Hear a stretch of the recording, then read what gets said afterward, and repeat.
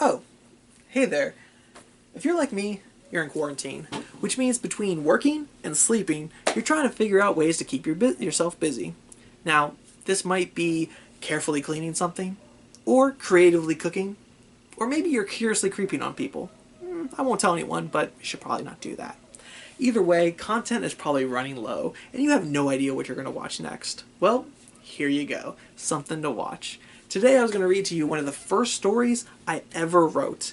Now, this was in 6th grade. We had to write a short story using some parts of speeches that we were learning at the time. And I wrote The Magical Bean. That's right, The Magical Bean. Now, if you were in that class or you've read the story before, you're probably thinking to yourself, that's not the original version. No, this is the updated 2019 version, gifted to me for my birthday. Shout out to great gift givers. You know who you are. So this is going to be the first ever live reading of The Magical Bean. Here we go. One day, Mr. and Mrs. William Browning Burness were eating beans with some spoons. Bum bum bum. Okay. When Mr. William Browning Burness noticed one of his beans jump, he shrieked like a little girl. Ah! The bean jumped out of the plate and said, "Don't eat me, for I am the magical bean." And anytime there's pictures, of course, I'll share with you. "What do you want?" said the missus. "I want to save the village of Tootsie," said the beans. "Oh, okay. Well, we will show you the path, but we'll go no further, for the Emperor has spies everywhere." And they set off.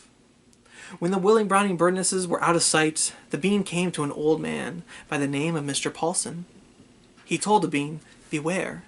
Beware of the spoon." Bum bum bum. But before the bean could ask him why, the old man handed him a sword that would be broken once the Emperor was defeated. Once given the sword, the bean left on his way. Back on the trail, he saw the legendary dragon called Nacho Takawako. He ran like crazy. The dragon stopped and then did the chicken dance. Once he stopped doing that, he turned into a wall with writing on it. The bean read it. It said, "Beware of the Emperor. Do not disturb him, for he is watching. I still know what you did last summer, even though you thought I wasn't looking, but I was looking, and I saw the whole thing." That was a good movie, thought the bean, except for the part with the spoon. Bum bum bum. So the bean kept walking. And of course, here's a picture of that legendary dragon. The magical bean saw someone in the woods. He ran towards him. Just then he remembered, "Wait, you're Mr. Paulson," said the bean, but he didn't reply. Just then he noticed that Mr. Paulson was doing something weird. He was holding a spoon. Bum bum bum. Mr., his real name, was hitting pink trees with it. "Hey," said the bean, "why are you hitting those pink trees?" But Mr. didn't reply. He just looked at him and started attacking him with that spoon. Bum bum bum. The bean quickly drew his sword and chopped off Mr. Paulson's head. And a fairy came out. But this was no ordinary fairy, for it was moving rapidly. "Hi," said the fairy. "I am the constipated fairy. Thank you for saving me." The fairy agreed to join the bean, and they set off. In the woods, they were attacked by killer air. They tried to fight them off, but their attacks went through them as if it was some sort of gas. Here they are, meeting for the first time. You can see that he's got the magical sword, and of course, he's got that spoon. Bum bum bum.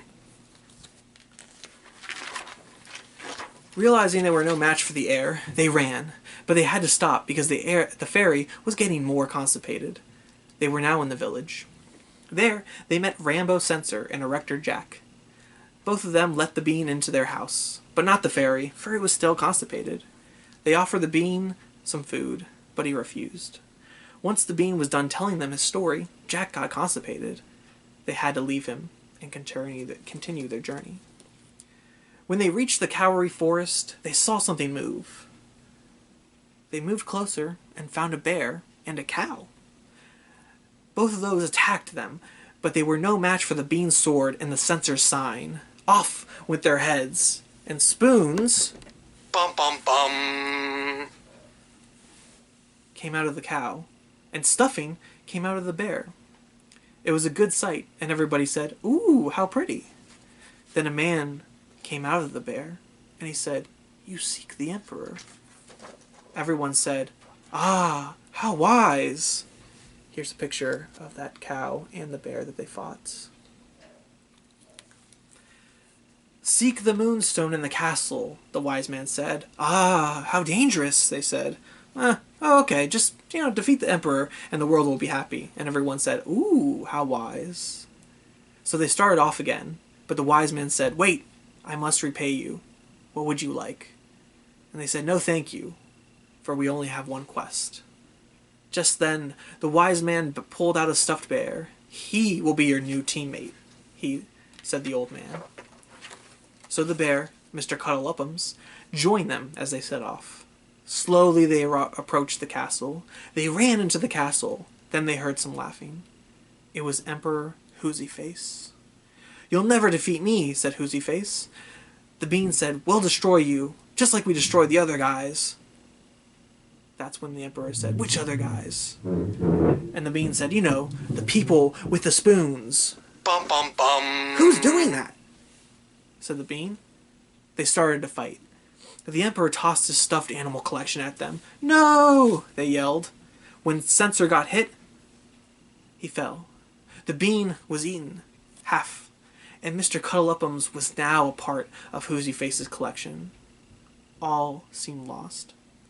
"I'll save you," said the fairy bravely. "Constipated, constipated, constipated, constipated." Just then, Emperor Whoosieface fell, because he was now constipated. The sword then broke. Censor moved in with Mr. Cuddle-Uppums, because Jack was still constipated. The Bean had surgery to repair his half-eaten self, and the fairy became a scientist, probably to find a cure to cure constipation. And the world of balloons and ice cream was now safe. I'll show you a picture of that.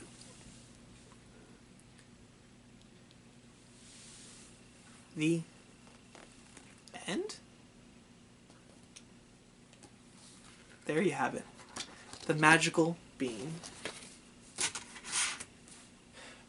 Can you believe I got a C on that? I mean, what the